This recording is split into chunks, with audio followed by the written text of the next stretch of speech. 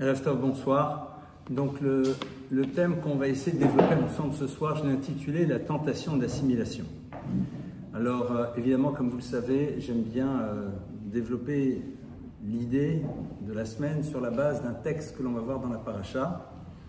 Et c'est vrai qu'a priori, un thème de ce type avec la paracha, on ne le voit pas tout de suite, puisque cette semaine, on va entre autres nous parler de tout l'univers des fêtes, et puis au début, on va nous citer des lois particulières qui sont liées à l'univers des Kohanim, des prêtres. D'accord?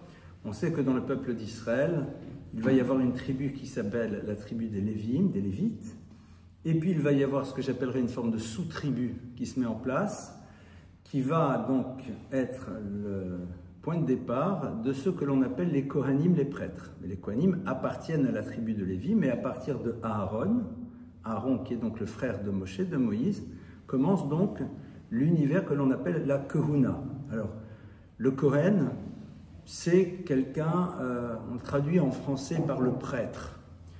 En hébreu moderne, aujourd'hui, c'est plus quelque chose qui nous renvoie à l'idée d'une fonction. On dit qu'une personne, elle est mechahenet que shagrir, elle a comme fonction d'être ambassadeur. Ce qui est sûr, c'est que le Kohen a une fonction, mais comme tout à chacun une fonction, si ce n'est que la sienne est définie, est cadrée et délimitée. La fonction du Kohen, c'est de servir dans le temple de Jérusalem. Alors, juste un tout petit peu d'histoire. Comment ça se passait? Il faut savoir qu'on divisait la tribu des Kohanim en 24 groupes, en 24 familles, qui, chacune d'entre elles, allait 2 fois par an, pendant une semaine, venir faire le service au temple de Jérusalem. Et puis le reste, après, il y avait les fêtes, il y avait une organisation un petit peu différente. Et ces Kohanim-là, donc le reste du temps, eh bien, sont là où ils habitent, et ils vont avoir entre autres une fonction, surtout avec les Lévim, d'être les enseignants. Donc le Kohen, 2 fois par an, pendant une semaine, vient dans le temple de Jérusalem et va là-bas donc faire le service du temple, dont on parle très longuement dans le livre de Vayikra, avec les Lévim, les Lévites qui sont là, qui sont un petit peu leurs adjoints, qui s'occupent un peu de l'intendance, qui sont aussi dans le chant. Voilà, il y a tout un cérémonial, c'est passionnant de comprendre un petit peu ce qui se joue dans le temple de Jérusalem. Les Kohanim vont avoir un statut particulier, et ce statut particulier, évidemment, va créer chez eux un certain nombre d'obligations et de restrictions. Alors, les obligations, qui sont au fond une forme de restriction aussi, c'est le fait qu'ils ne peuvent pas consommer tout ce que l'on consomme, vous et moi, s'ils ne sont pas dans des états de pureté lorsqu'il s'agit de la trouma de prélèvement. Alors, ce n'est pas directement avec le sujet, mais si déjà on va utiliser des termes, au moins qu'on sache un tout petit peu de quoi il s'agit. Lorsque vous êtes agriculteur en Israël, et que donc vous êtes en train de moissonner, vous avez un certain nombre de règles qui sont liées à ce que vous allez moissonner. Entre autres, laisser un coin du champ pour que les pauvres puissent venir se servir, c'est-à-dire que les pauvres, eh bien, on ne leur fait pas l'aumône, mais ils savent qu'il y a un coin du champ qui leur est réservé quelque part. Ils viennent eux aussi moissonner. Il y a d'autres règles qui font que si certaines gerbes sont égarées sur le chemin, on ne peut pas repartir en arrière pour les prendre, ce sont les pauvres qui doivent les récupérer. Mais lorsque vous avez rentré votre récolte à l'intérieur, eh bien là, il va falloir donner un certain nombre de choses. Tout d'abord, 10% aux Lévim, et après, ce qu'on appelle la trouma, aussi une partie aux Kohanim, aux prêtres. Cette partie-là varie entre 1/40e et 1/60e de la récolte, suivant la largesse de celui qui donne. D'accord? Ça, c'est ce qui se passe. Tant que l'on n'a pas fait ces prélèvements, on ne peut consommer cette récolte. C'est totalement interdit. Et au passage, ces règles existent toujours aujourd'hui, si ce n'est que l'on ne les donne plus aux prêtres, mais on va les mettre de côté. Et en ce qui concerne la trouma, on va la jeter parce qu'on ne peut rien en faire. On ne va pas rentrer dans les détails de cela. Et les Kohanim ne peuvent consommer cette trouma que dans un état de tahara, de pureté. C'est quoi cette notion-là? Alors, ça serait un sujet en tant que tel. Je vous donne juste l'idée, le concept de ce qu'on appelle la pureté, parce que souvent, quand vous utilisez cette terminologie en français, ça peut avoir des connotations extrêmement péjoratives, pur, impur, la pureté de la race, on a entendu à un moment. Donc, au fond, c'est une idée que j'avais entendue il y a très longtemps de mon père, Zichrono Livracha, qui avait défini ça de manière très simple. Il avait dit, au fond, quand vous avez, ben voilà, justement, j'en ai un verre d'eau, vous avez donc H2O. Mais H2O, vous pouvez l'avoir sous forme liquide, gazeuse ou solide. Liquide, c'est de l'eau que je vais boire, gazeuse, c'est de la vapeur, et solide, si c'est de la glace. On a chaque fois évidemment la même base, avec évidemment des agitations moléculaires qui sont différentes, c'est pour ça que la structure est différente, mais qui peuvent remplir des fonctions différentes. Je peux en effet boire pour étancher ma soif avec H2O sous sa forme liquide. Par contre, sous sa forme de vapeur, je n'étancherai pas vraiment ma soif. On est d'accord? Je ne peux pas rafraîchir mon vin blanc, si tant est que je désire le rafraîchir, avec H2O sous forme de vapeur. Par contre, sous forme de glace, oui. C'est-à-dire que la notion de pureté et d'impureté, c'est l'adéquation ou l'inadéquation de l'individu par rapport à quelque chose de particulier. C'est ça un petit peu l'idée. Et lorsque l'on parle d'impureté, on se réfère à la notion de finitude. Et donc, lorsque l'on s'inscrit dans le temple de Jérusalem, qui est le lieu de l'infini par excellence, on ne peut pas y pénétrer dans un état d'impureté qui est lié à la notion de mort et de tout ce qui se termine, puisque la notion de pureté s'inscrit dans l'idée de l'infini, et la notion d'impureté, c'est dans la finitude. Donc le cycle féminin, qui est une vie qui n'a pas abouti, l'idée de la mort, qui est en effet une vie qui s'arrête, d'accord? Donc dès le moment où il y a rupture avec l'infini, on a ici ces dimensions d'impureté. Les Kohanim doivent être particulièrement vigilants sur cela, ils ont des règles très précises. Très bien. Parfait. Cette notion-là, au fond, nous aussi on l'a, en tant que juifs, avec des règles précises qui nous concernent. Et évidemment, on sait que l'enjeu numéro 1, ça va être de transmettre ces fondamentaux à nos enfants. Donc, a priori, si je suis Cohen, j'ai la responsabilité de transmettre à mes enfants les lois qui concernent le peuple juif, le Shabbat, la Kashrut, tout ce que vous voulez. Et puis, puisque c'est un petit Cohen, je vais lui apprendre aussi les lois particulières qui le concernent. On est d'accord? C'est logique, c'est normal, c'est tranquille. Début de la paracha.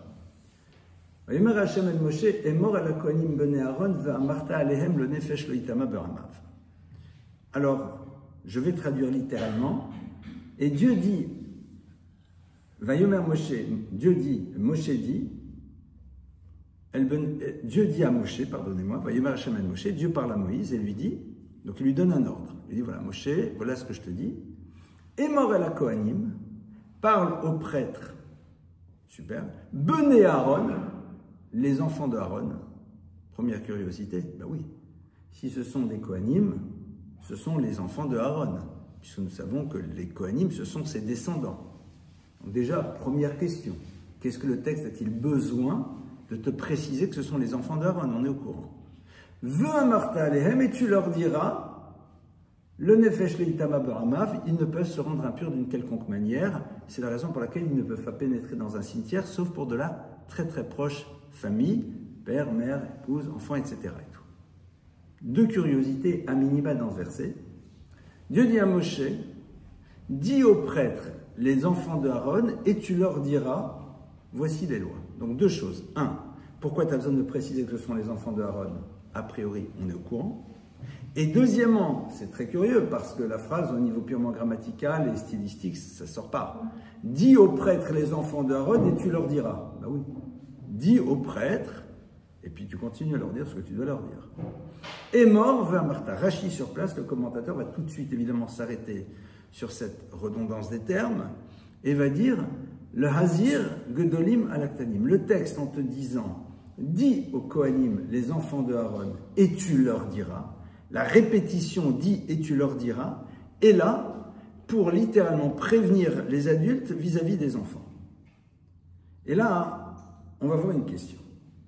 C'est que Rachi peut être compris de différentes manières, et en effet, il y a plusieurs lectures dans ce Rachi. La première dit aux adultes d'être vigilants par rapport à leurs enfants. Alors, pourquoi? Vous savez qu'un enfant n'a pas l'obligation d'accomplir la loi. Pourquoi est-ce qu'on habitue un enfant à faire les bénédictions, à prier? Il y a d'autres choses. Parce que si c'est du jour au lendemain que je te demande de faire le Shabbat et tout le reste, quand tu arrives à 12 ans pour une fille, 13 ans pour un garçon, c'est un peu complexe. Mais c'est de l'entraînement. On va être très vigilant au niveau du rapport à la nourriture parce qu'on connaît l'effet toxique de la nourriture au niveau spirituel. Mais dans l'absolu, donc déjà c'est curieux parce que si tu dis attention, fais attention aux petits, mais pourquoi? La seconde lecture, c'est de dire l'azir dolim alaktanim, c'est-à-dire fais bien attention que les grands, les adultes, eh bien, disent bien aux jeunes, leur apprennent bien les lois qui les concernent. Et là, évidemment, la question se pose, ben oui, oui. Pourquoi tu as besoin de le dire? Dans la mesure où la Torah te donne l'obligation de transmettre, eh bien, tu transmets ce que tu dois transmettre à tes filles, avec les lois particulières qui peuvent les concerner, à tes garçons. Si tu es Lévi, tu lui apprends les lois, et si tu es Cohen, tu lui apprends les lois. Comment se fait-il que la Torah a-t-elle besoin ici d'insister lourdement sur l'obligation que les prêtres ont d'enseigner et de transmettre à leurs enfants? Qu'est-ce qui se joue ici? Et si vous le voulez bien, on va commencer à pénétrer notre sujet à travers cela. A priori, vous ne voyez pas le rapport, on y arrive dans quelques instants, je vous rassure. On va, si vous le voulez bien, reprendre l'exemple de la transmission non nécessaire et de ce qui pourrait se jouer chez quelqu'un qui découvre à un moment T les lois qui le concernent. Je crois que c'est Souchon qui, dans une de ses chansons, dit « j'étais tranquille, j'étais etc. » D'accord, c'est-à-dire, il était bien tranquille. Il vivait sa vie. Et un beau jour, c'est Renaud. Ok, bon, c'est pas grave, je suis désolé. Comme dire-le, c'est pour voir si vous suiviez. Alors, j'ai sorti un nom, je crois que c'est de la même époque, donc globalement, ça devait le faire, quoi. Bon. Alors, concrètement, il est là, et du jour au lendemain, tu dis à un enfant qu'il doit faire attention, les bénédictions, les prières, manger cachère, c'est un peu complexe. Maintenant, s'il a vécu dans un environnement dans lequel on le faisait, donc quelque part, il s'est imprégné. Le problème, c'est quoi? C'est que si c'est un Cohen, eh bien, il va découvrir un jour sa dimension singulière. Si tu ne lui as pas transmise en amont, le jour où il la découvre, elle peut être ce que j'appellerais source de trauma. Pourquoi? Parce que, au fond, le rapport à la nourriture, il a toujours eu. Donc, ce n'est pas un problème. Par contre, là où ça peut être source de trauma, c'est dans les limites qu'on va lui poser par rapport à des choses qui sont difficiles à intégrer. Et j'arrive avec mes gros sabots. Le Cohen, il est là. Il a 15, 16, 17, 18, 19 ans, 20 ans, 21 ans, 22 ans, 23, 24. Puis un beau jour, il veut convoler en juste noces et il rencontre une jeune fille merveilleuse, exceptionnelle. Et évidemment, comme dans les contes de fées, ils furent heureux, il y aura beaucoup d'enfants, mais il faut d'abord faire la demande de mariage. Et puis si déjà autant se marier, comme on appelle aujourd'hui religieusement, on va voir le rabbin. Et le rabbin accueille, il dit « Waouh, extraordinaire, mademoiselle, etc. » Et puis il lui dit donc « Vous êtes célibataire ?» Il dit « Évidemment. » Et lui dit « Mais enfin, j'ai été marié il y a 7 ans, pendant 2 mois, un affreux Jojo. » Le rabbin dit « Ben non, c'est terminé, vous ne pouvez pas vous marier avec le Cohen. » La double peine. C'est la double peine. Déjà, c'est pas simple de trouver quelqu'un avec qui on peut se projeter. Et maintenant, parce que j'ai été marié 2 semaines, eh bien, je ne peux plus me marier qu'un Cohen. C'est super bouleversant. Moi, si je suis le Cohen et j'ai été confronté à ce genre de situation, la première réaction du Cohen, c'est quoi? Est-ce que je peux ne plus être Cohen? Il n'y a pas un truc de me désacraliser. La première réaction, c'est bon, c'était sympa d'être Cohen, mais à ce prix-là, non. Et je l'entends. Et je le comprends. Le problème, c'est quoi? C'est qu'il vient de le découvrir. De la même manière, même si c'est un peu moins lourd, évidemment, il veut aller à l'enterrement de l'arrière-grand-mère de son meilleur copain. Ouais, grâce à Dieu, elle est partie à 117 ans, etc. Et il arrive, il est très, très proche de son copain, etc. Puis quand il arrive, le rabbin lui dit « Mais qu'est-ce que vous faites ici ?»« Qu'est-ce que vous faites ici ?» Il dit « Je ne sais pas. » Il dit « Mais vous ne pouvez pas, monsieur. Vous êtes Cohen. Et alors? Que je ne peux pas être soutien de mon copain? Non. Alors c'est vrai que ça sera moins difficile, mais quelque part il va découvrir sa singularité à travers ce que j'appellerais une expérience, même si le mot est un peu lourd, sauf dans le premier cas, un peu traumatique. C'est-à-dire à travers quelque chose qui l'enferme, qui le bloque. La Torah est en train de nous dire, entre autres, sache qu'au fond, on ne peut adhérer à ce que l'on nous transmet que dans la mesure où cette transmission n'est pas symbole de souffrance. Si ce que je te transmets est quelque chose qui éveille en toi une difficulté, si c'est quelque chose qui est bouleversant au moment où je te le dis, non pas bouleversant dans le sens où ça t'ouvre à de nouvelles perspectives, mais au contraire, ça crée chez toi un monde de restrictions qui va te faire souffrir, bien évidemment que c'est très compliqué. La problématique de l'assimilation, elle va commencer là.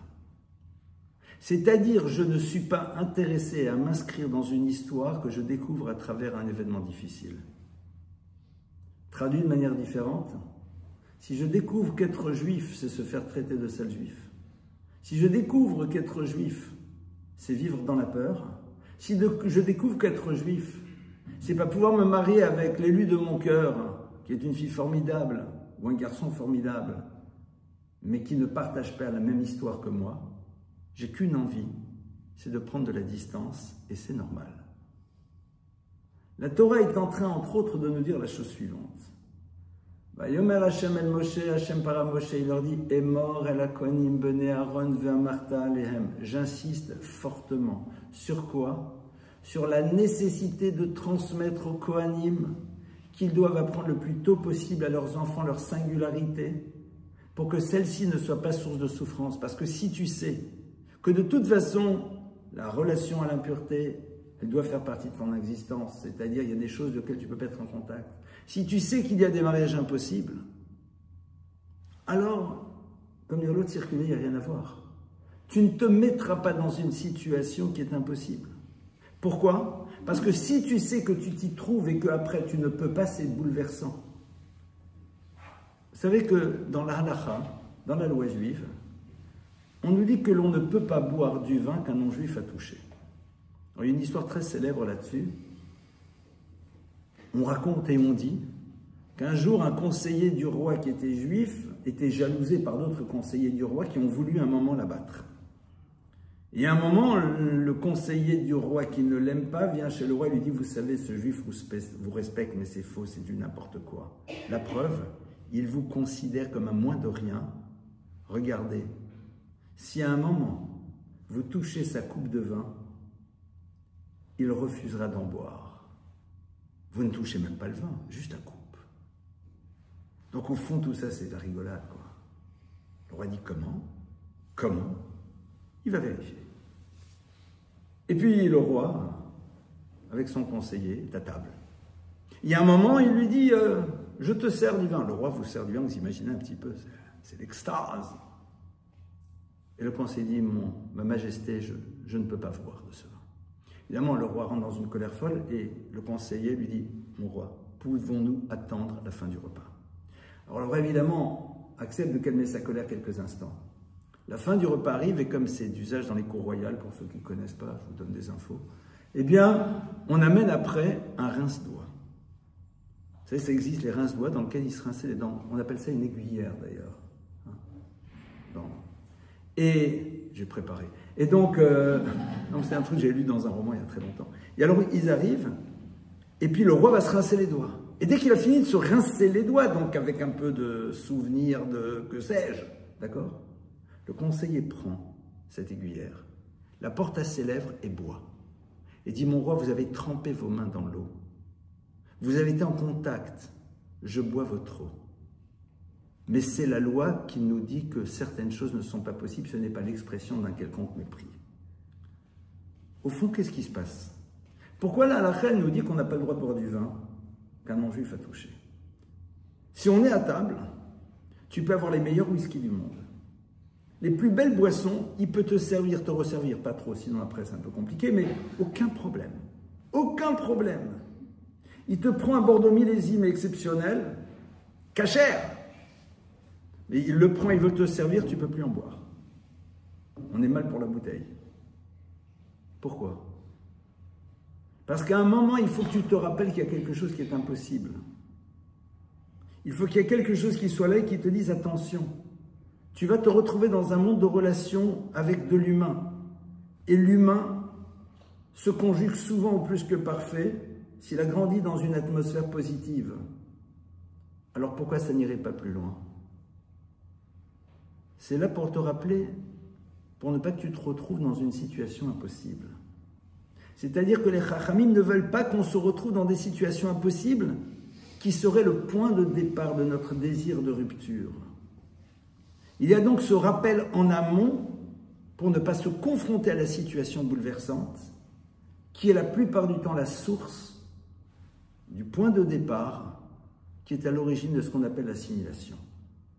L'assimilation, au fond, et on va voir la tentation d'assimilation qui va maintenant même exister dans un univers de juifs pratiquants.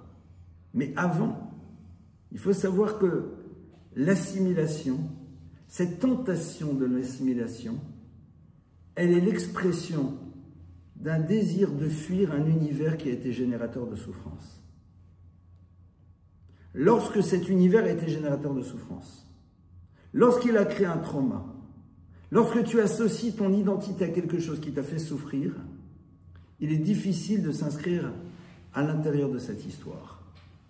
C'est la raison pour laquelle il est tellement fondamental de transmettre d'abord ce que Neher appelle le dur bonheur d'être juif, pour que la notion du bonheur soit suffisamment présente et que la difficulté de le vivre et de l'assumer se dilue à l'intérieur de toute la partie positive de ce que ça représente. On ne peut pas, à un moment,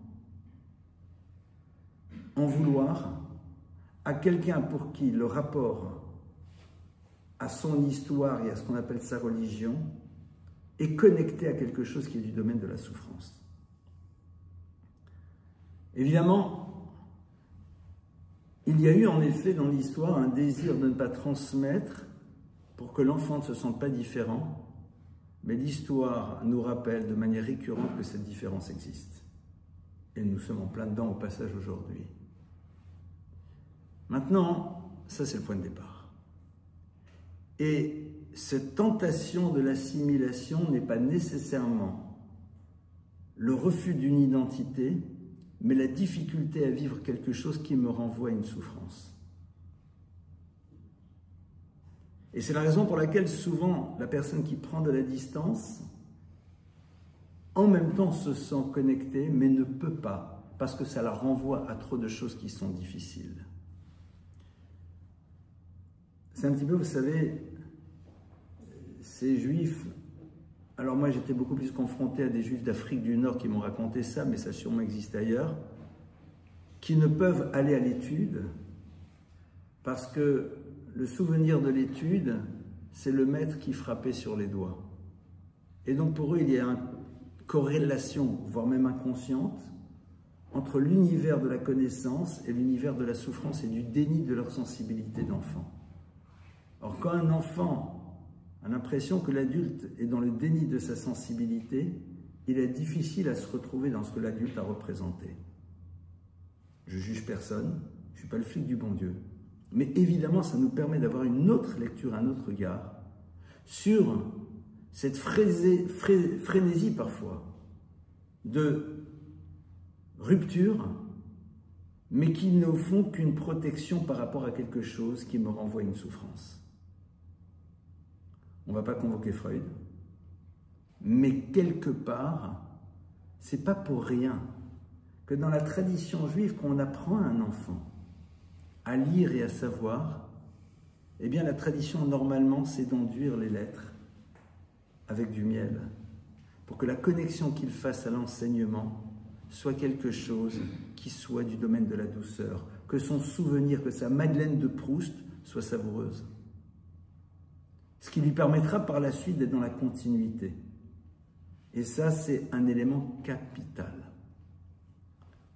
La tentation de l'assimilation, ce n'est pas tant le déni mais la peur de réactiver une souffrance. Ça, c'est le point de départ.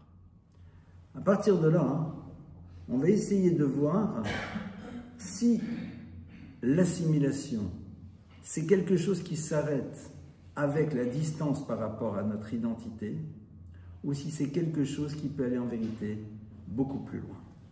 Alors, pour cela, on va reprendre un épisode très très connu de l'histoire juive, qui est celui de l'histoire de Yaakov et de Lavan. Yaakov et Lavan, Yaakov c'est donc celui qui va faire émerger le peuple d'Israël en tant que peuple d'Israël avec les 12 tribus, et Lavan c'est le beau-père. Et Lavan est un beau-père complexe, on va dire, mais Lavan est celui qui va voir d'un très mauvais œil le départ de son gendre. Vous savez que dans le texte de la Haggadah, que l'on dit à Pessah, eh bien, on nous dit que le pire de tous nos ennemis, c'est pas le pharaon. Chez Paro lo gazar el alasrarim. Parce qu'on dit parce que le pharaon, lui, a décrété seulement sur les mâles, sur les petits garçons. Velavan bikesh la'akor et hakol. Et Lavan a voulu, la'akor, déraciner et hakol, la totalité. Ok, si vous demandez à des gens comment et de quelle manière, les gens ne savent pas. Parce que de ce qu'on voit, on voit un Jacob qui arrive chez son beau-père, qui se marie avec ses filles, après, etc., qui va donner naissance. Un beau-père qui cherche à l'escroquer, bon, c'est des choses qui arrivent. Yaakov qui s'en tire très très bien et qui concrètement, par la suite, continue, repart, et puis avec femme et enfants. Et d'un Lavan qui dit, mais c'est pas sympa, pourquoi tu t'en vas? Pourtant, tu étais bien chez nous, j'aurais pu au moins leur faire des bisous avant qu'ils partent, c'est pas sympa, c'est pas sympa, c'est pas sympa. Point. Bon, ok, c'est peut-être pas sympa de dire c'est pas sympa. C'est peut-être vrai qu'il n'a pas été le top des beaux-pères, dans le sens où il a cherché un peu... non, mais tout va bien, quoi. Alors là, on dit, non, Lavan, c'est la catastrophe. Bikesh, leur accord est hakol. Il est celui qui a voulu être roker, c'est-à-dire déraciner. Akira, c'est déraciner, être hakol, la totalité. Et roker, c'est la même chose que rikar. Rikar, c'est l'essentiel. C'est-à-dire, il a voulu véritablement tout faire disparaître. Comment c'est, de quelle manière? Au fond, Lavan, c'est quoi? Lavan, c'est une idée que j'avais déjà évoquée pour ceux qui vont sûrement se rappeler dans un cours.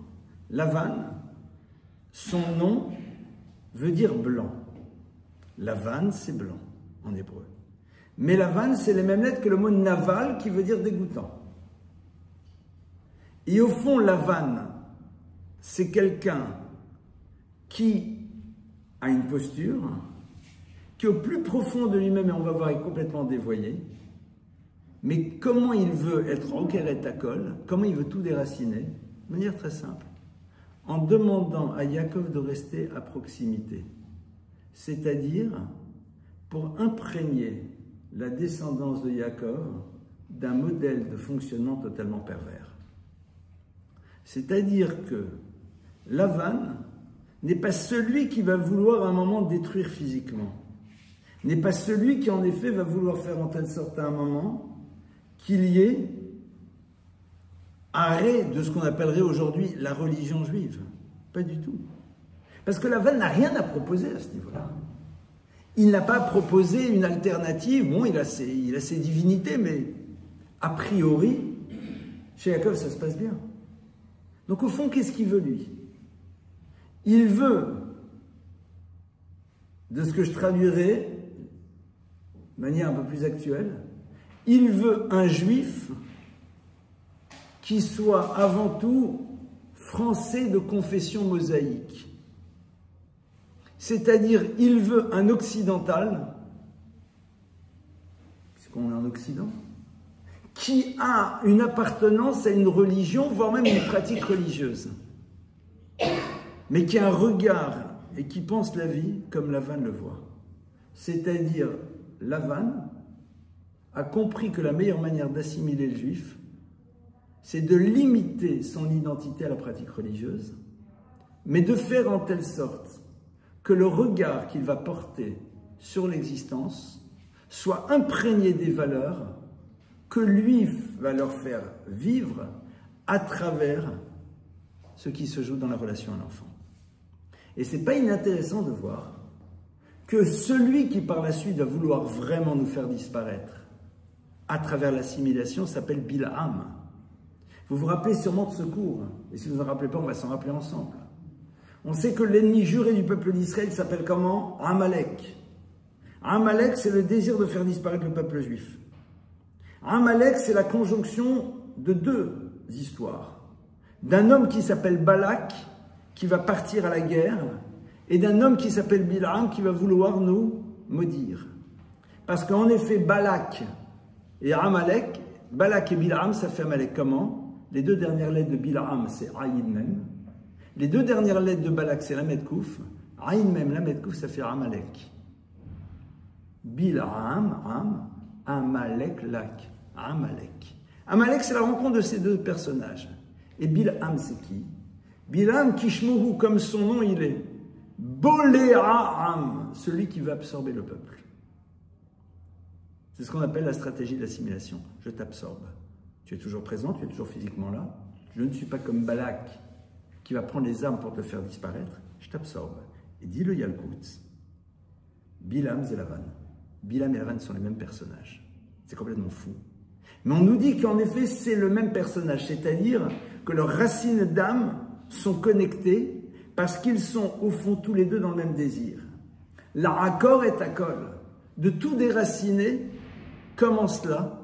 En proposant au peuple juif une vision de l'existence qui n'est pas basée sur la Torah et qui, quelque part, est véritablement l'expression la plus totale de l'assimilation.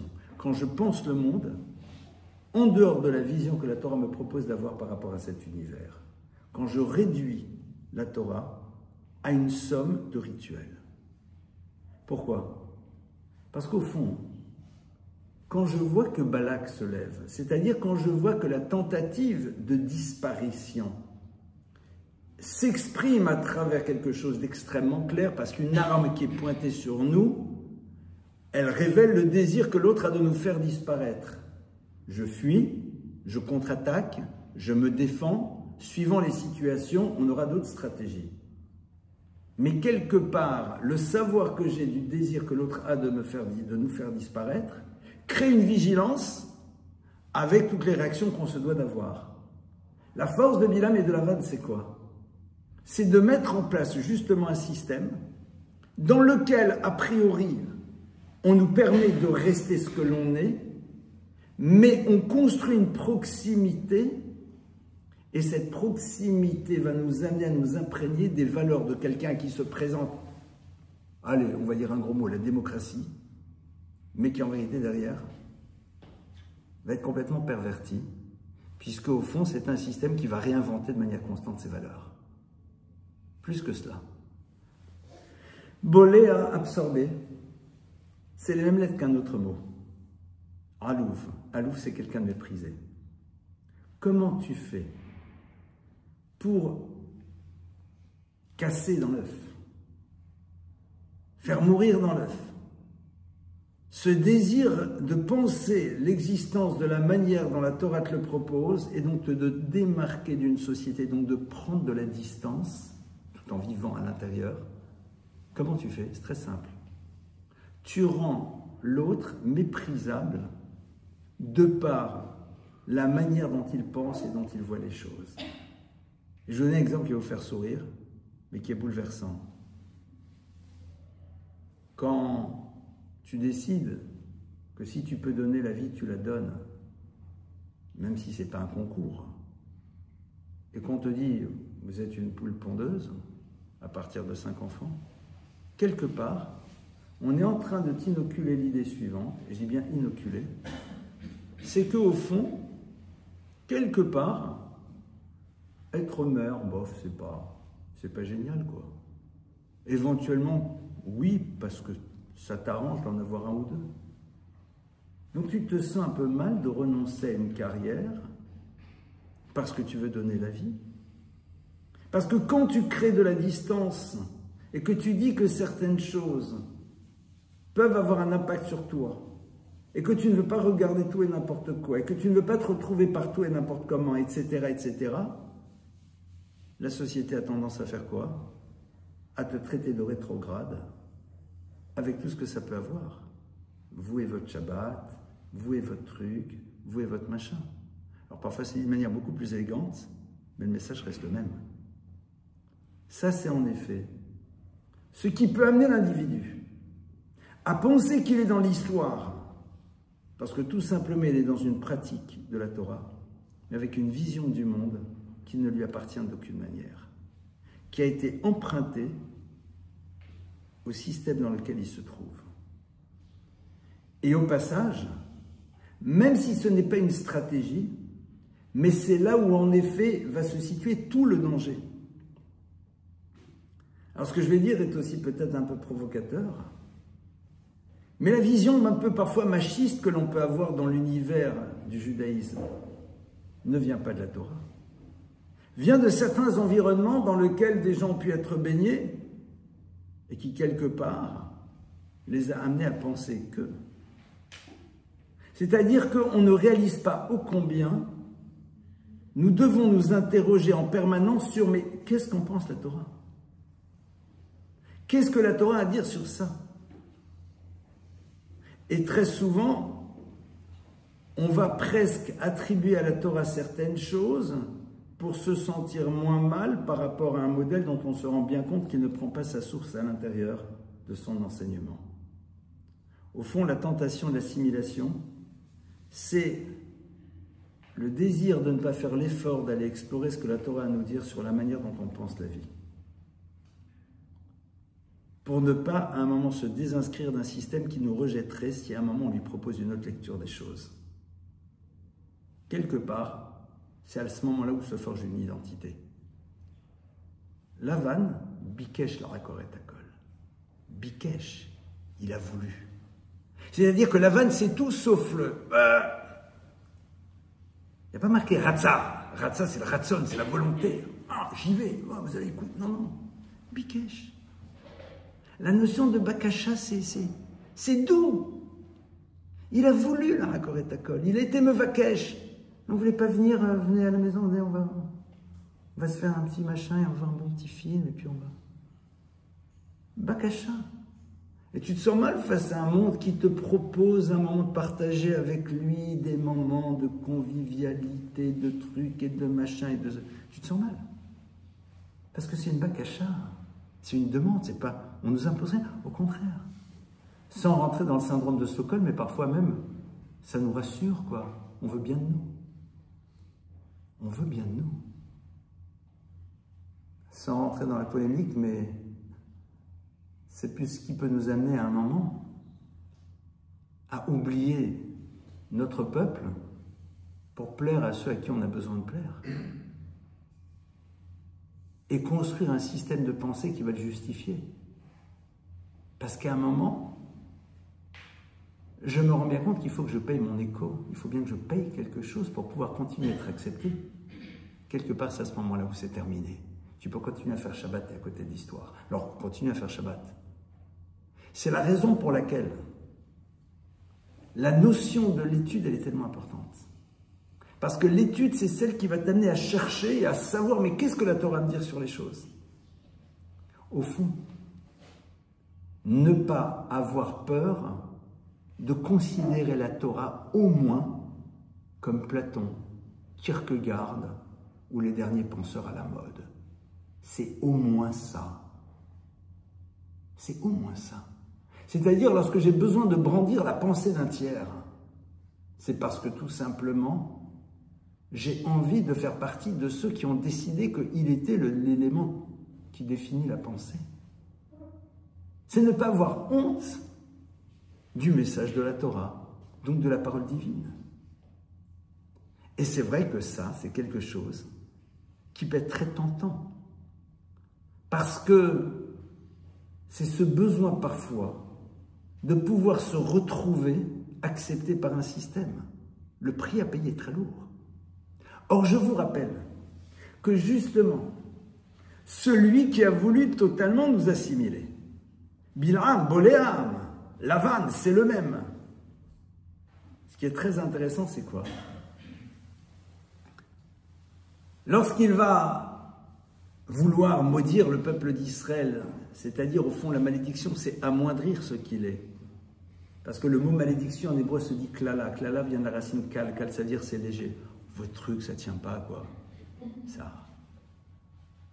Ça fait pas, ça n'augmente pas l'audience, quoi. Il va dire à un moment des phrases très fortes sur nous. Parce qu'à un moment, c'est lui qui va nous dire qui on est. Parce qu'il ne pourra pas maudire. Et c'est ces paroles à lui qui vont être entendues à tel point que le Talmud nous dit que si ce n'était la longueur du texte, on devrait dire ce qu'il a dit tous les jours dans la prière. C'est fou. On va dire, mais tous les mots que cet homme va prononcer par la suite sur nous, il va dire, ouais, maintenant je vais vous dire qui vous êtes vraiment. Ayez conscience. Si ce n'était la longueur et donc on n'a pas envie que la prière soit trop pesante, on devrait le dire. Et à un moment, il va dire, Hen am levadad yishkon ubagoim lo yitrashav. Hen, le voici, am, ce peuple, badad, solitaire, yishkon, il est installé. Ubagoim est parmi les nations, lo yitrashav, il n'aura pas d'importance, il ne sera pas considéré comme quelqu'un qui a une valeur. Très intéressant. Mais regardez ce qu'il dit au même moment. Une autre lecture du verset. Hen am levadad yishkon. Ubagoim lo yitrashav. Puisque c'est que dans la Torah, il n'y a pas de virgule. Donc le verset, vous pouvez le redécouvrir autrement. Hen am, voici ce peuple vadad. Lorsqu'il accepte d'être solitaire, Yishkon, c'est là où il s'installe. Ubagoim lo. Et lorsqu'il ne désire pas être validé parmi les nations, Yitrashav, c'est à ce moment-là il aura une place. Quand je ne suis pas dans cette quête pathétique de la validation de ce que je suis par l'autre. Maintenant, ça va plus loin. C'est que quand ce verset nous dit ça, il nous dit Hen am, le voici ce peuple. Alors s'il y a des distingués hébraïsants dans la salle, ils me diront que ce n'est pas la bonne formule. On aurait dû dire Hamzé, ce peuple. Il y a marqué Hen, le voici. Faire marquer le Maral, entre autres. Et ça, c'est une idée que vous avez déjà entendue. Les lettres Hey et Nun, qui veut dire le voici, sont les lettres de la solitude. Pourquoi? Parce que la lettre He vaut 5 et la lettre Nun vaut 50. Et vous allez vous rappeler, on avait vu ça un jour dans un cours. Les lettres de l'alphabet sont des dizaines et des unités. Vous pouvez associer les unités aux unités, obtenir toujours le même chiffre. 10. 1, 9, 2, 8, 7, 3, 6, 4. Aleph Tet, Bet Ret, Zain Gimel, Dalet Vav. La seule lettre qui est seule, c'est la lettre E qui vaut 5. Elle est au centre. La lettre Nun, c'est la même chose, elle vaut 50. C'est 10, 90, 20, 80, 70, 30, 60, 40. Le mot Hen est constitué de ces deux lettres de l'alphabet qui n'ont pas de compagnon. Il dit, c'est ça votre force. Vous n'avez pas besoin d'un compagnon, vous n'avez pas besoin d'être validé. Hen Am, le Vadad. Cette capacité d'être seul, elle vient d'où? Parce que tout simplement, à travers votre histoire et le savoir de votre histoire et le savoir de la Torah, vous savez véritablement où vous en êtes. Vous n'avez pas besoin sans arrêt d'attendre la validation par les autres. Et ça, en effet, c'est l'élément, la tentation de l'assimilation.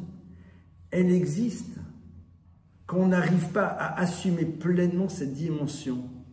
Non pas de solitude dans le sens péjoratif, mais tout simplement, je n'ai pas besoin sans arrêt d'attendre la validation par les autres. Et ce qui est très intéressant, c'est que si on fait un tout petit détour quand même par l'actualité, on va voir comment aujourd'hui, tout le système est là pour retrouver une forme de, si tant est qu'elle puisse exister, une forme de virginité par rapport aux populations. Il y a des drames épouvantables qui se passent partout. Mais quelque part, comme si au fond, on vous tire tellement bas que vous n'avez pas d'autre choix que de faire patte blanche. Parce que si le déchaînement contre la souffrance démarre au moment où il doit démarrer, il y aurait eu au moins 400 000 Yéménites qui ne seraient pas morts. 400 000. Et ce n'était pas il y a 15 ans. D'accord? C'est intéressant. On ne va pas rentrer dans la paranoïa juive, de toute façon on est tous parano. On ne va pas y aller. Mais c'est intéressant. C'est-à-dire que derrière ça, il y a tout l'enjeu de cette problématique d'une assimilation qui est là pour, au fond, faire perdre au peuple d'Israël sa vision du monde.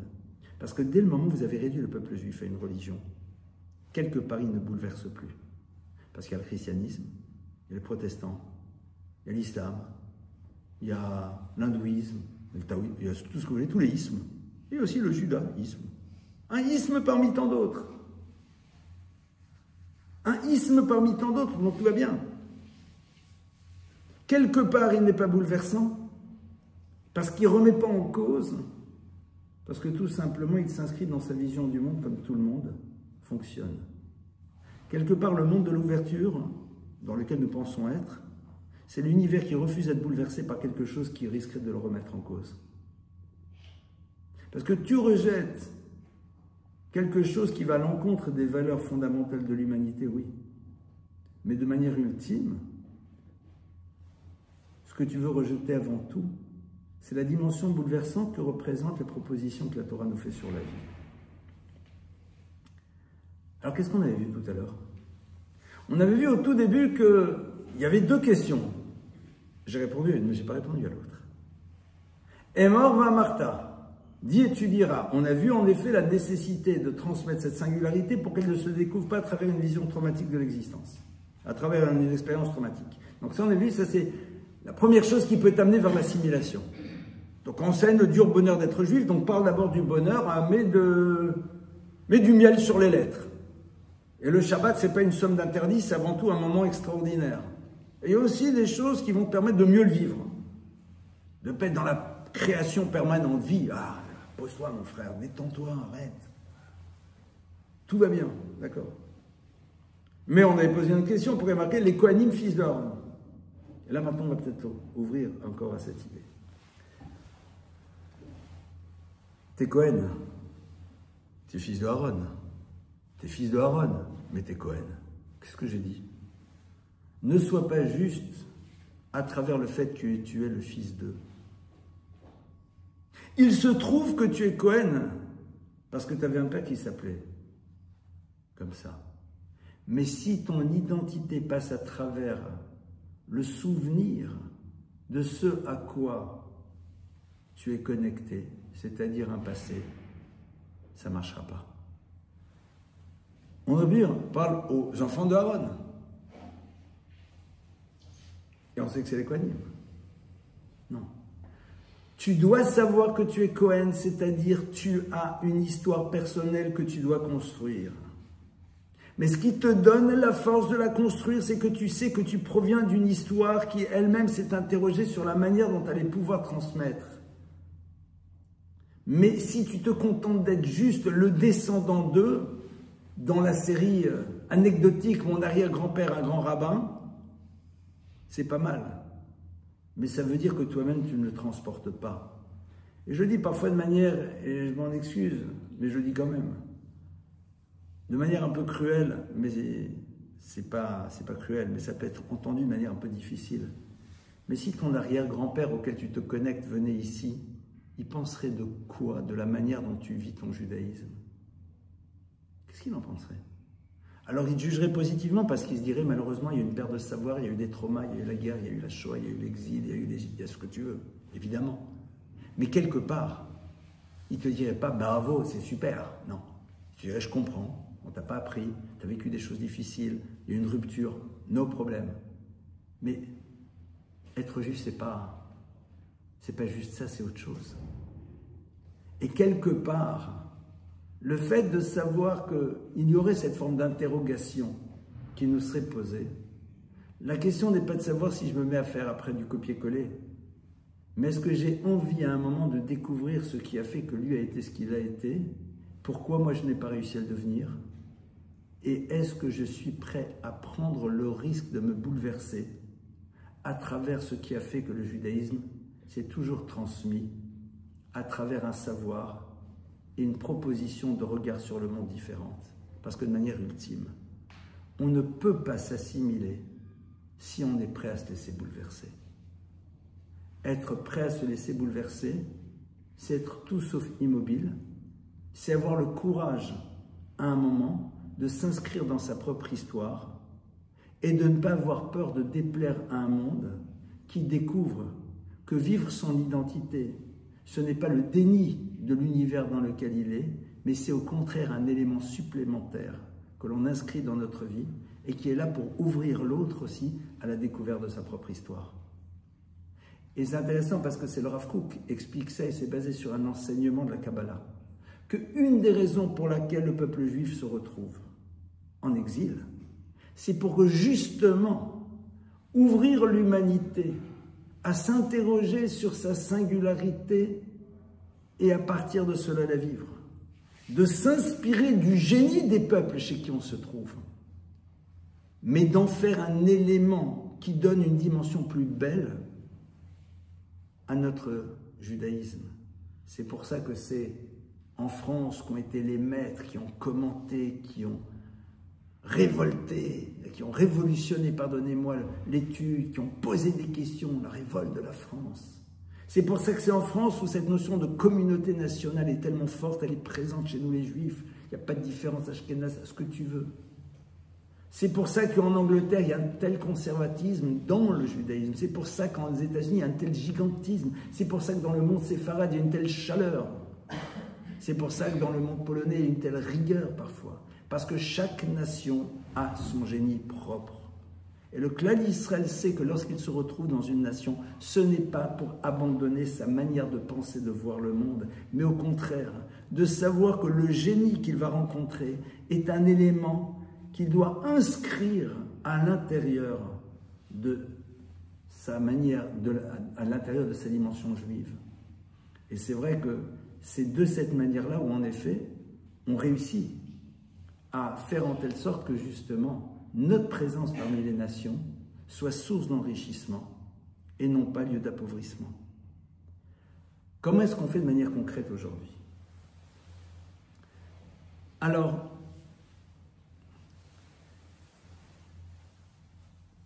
il y a un concept qui existe et que l'on retrouve dans le traité de Shabbat.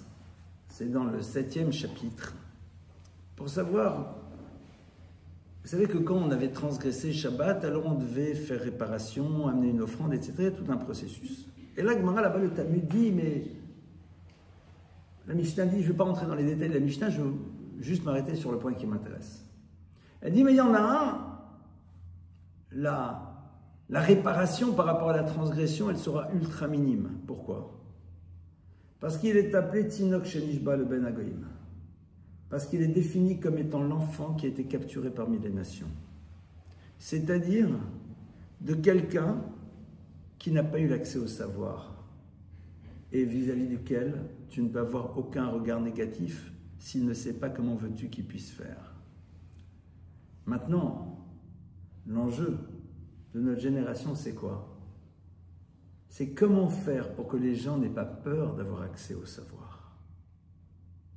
Parce que le savoir, il est là, il est accessible. Mais qu'est-ce qui fait qu'on n'y va pas? Qu'on a le temps de lire tous les romans du monde, de voir toutes les séries Netflix du monde, de faire toutes les sorties du monde, et de ne pas ouvrir un texte qui, à un moment, peut nous ouvrir à d'autres perspectives. C'est parce que je n'irai jamais voir un film qui a été tellement critiqué. Parce que je ne veux pas perdre de temps. Parce que lorsqu'à un moment, on me présente un savoir comme étant quelque chose d'archaïque, je n'ai pas de temps à perdre. Lorsque on m'a appris à voir dans le paraître de l'individu qui ne s'inscrit pas dans ce qui est in, l'expression d'une fermeture, alors sa parole ne peut pas m'intéresser. Est-ce qu'on est prêt à se débarrasser de tout ce qui nous bloque la possibilité d'accès aux choses? Et quelque part, on a tous une responsabilité. Notre responsabilité, c'est quoi? C'est d'ouvrir déjà dans le peuple juif, celles et ceux que l'on rencontre, à l'idée que ce n'est peut-être pas nécessairement comme vous croyez. Nous sommes tous des ambassadeurs. Et aujourd'hui, on a une responsabilité. On est tous prescripteurs potentiels. Parce que dans la mesure où nous avons une forme de légitimité par rapport aux autres, de par notre cursus universitaire, de par la posture que l'on a, de par le fait qu'ils nous aiment bien, qu'ils nous font confiance, qu'ils pensent qu'on n'est pas des fous furieux, notre parole peut avoir un poids. Cette parole n'est pas là pour convaincre, elle est là pour faire disparaître les œillères. Elle est là pour permettre à ceux qui pensent que c'est du domaine de l'inimaginable qu'il y a quelque chose peut-être à découvrir. Et ça, c'est un petit peu comme Goldman dans sa chanson « Juste quelques mots est le trouble de toute une vie ». C'est-à-dire ce qui peut transformer une vie, c'est quelques mots que l'on peut dire. C'est peut-être pas exactement comme tu crois. Ça peut être intéressant. Ce n'est pas nécessairement ce que l'on te présente dans les médias. Ce n'est pas nécessairement ce que ceux qui s'intéressent d'en dire pas le plus grand bien, qui ont nécessairement raison. Et plus encore, j'ai écouté aujourd'hui, je ne le citerai pas évidemment, quelqu'un qui avait une lecture de ce qu'on appelle le judaïsme traditionnel comme étant complètement idéologique, fermé, voire même extrémiste, et tous les mots actuellement qu'on n'aime pas. C'était très bien dit. Mais il y avait quelque chose de très bouleversant, c'est que si vous ne connaissez pas, ben quelque part, vous croyez à une parole qui est complètement inexacte. Et c'est ça aujourd'hui l'enjeu. C'est que il faut à un moment savoir ouvrir et faire en telle sorte qu'on est dans un monde qui révèle sa peur de la dimension bouleversante de la Torah à travers la manière dont il désire l'enfermer. Parce que quand quelque chose te fait peur, tu fais tout pour empêcher les gens d'y accéder. Quelque part, invalider aujourd'hui ce qu'on appelle un judaïsme de Torah, c'est au fond l'expression d'une certaine peur que l'on a de ce qu'il pourrait bouleverser chez l'individu. À nous de savoir dépasser ces peurs et à partir de cela ouvrir le monde dans lequel on se trouve à pouvoir accéder à ce trésor. Je pense que c'est de cette manière-là que cette tentation de l'assimilation peut à un moment, en tout cas, peut-être pas nécessairement disparaître, mais au moins s'amoindrir. Je vous remercie pour votre écoute et on passe à vos questions.